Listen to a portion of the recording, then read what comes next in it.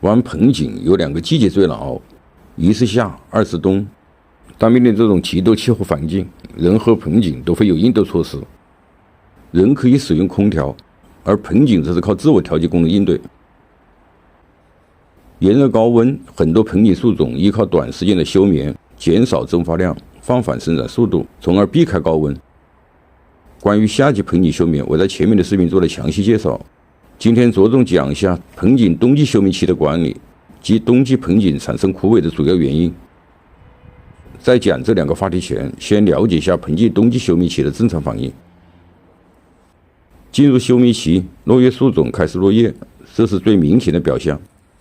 一些不落叶的树种，像松柏、黄杨、赤兰等等，老叶开始发黄或者是发红。像松柏老针发黄，随着生长期新针展开，老针脱落，这些都是冬季休眠盆景新陈代谢、自我保护的正常反应。在冬季休眠期，盆景生长放缓或停止生长。在这个阶段，对盆景的管理，一是要防冻，二是要控制浇水。防冻要依据盆景的属性确定，每个树种在植物的特性上，对它的耐寒值都有一个界定。玩盆景必须对属性进行充分的了解。防冻有很多措施，在低于气温低于盆景的耐寒值时，将盆景搬入室内或转移到避风的地方。冬季在室内养护盆景有一个弊端，主要是暖气的影响。冬季休眠期，盆景需要在低温环境下生长，遇到温度长期过高，易使盆景停止休眠，进入到生长状态。比方说，有的树开始发芽，这个时候盆景所消耗的并非都是根所吸收的养分，大多数是盆景体内积蓄的养分。盆景过早消耗体内积蓄的养分，就很难熬到开春，有的甚至会逐渐枯萎。有朋友说我的盆景不缺水也不缺肥，莫名其妙的枯萎，这种现象其实就是根吸收很慢而消耗过快，加上浇水控制不好，使盆内产生积水而造成烂根。盆景在冬季休眠期如何控制浇水？首先是要充分了解盆景在冬季休眠期的正常反应，不要误判这些正常反应盆景生长不好或者是缺水。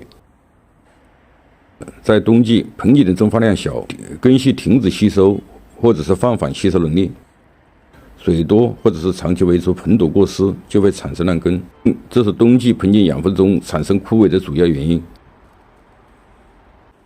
在这个阶段浇水不要见干见湿，见湿就很难干，就会大大增强它的烂根概率。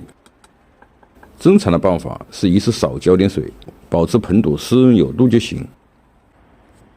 冬季盆景的蒸发量小，盆土干一般可维持它的生长比较长的时间。由于是落叶树种，不像高温天气天天要浇水。当放在室外的盆景有一点要特别注意，在低温环境下，尤其是产生结冰，盆土不能过干，保持土湿，表面就会结冰，封闭盆土，而避免盆底根系遭受冻伤。冬季不是特别冷的地区，建议还是将盆景放到室外。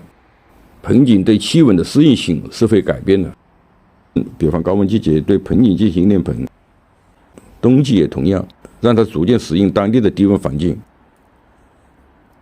让盆景充分休眠，有利于它汲取更多的养分，春季就会生长更好。把盆景放在室外可做一些防冻措施，主要是防止它的根被冻伤。对小盆景的防冻一般是采用沙埋，将盆的一半埋入沙中，沙有很好的防冻效果。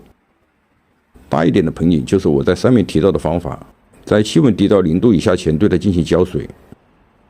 好了，关于盆景休眠期的管理，今天就聊到这里。我是山丘龙茶，感谢您的关注，下期见。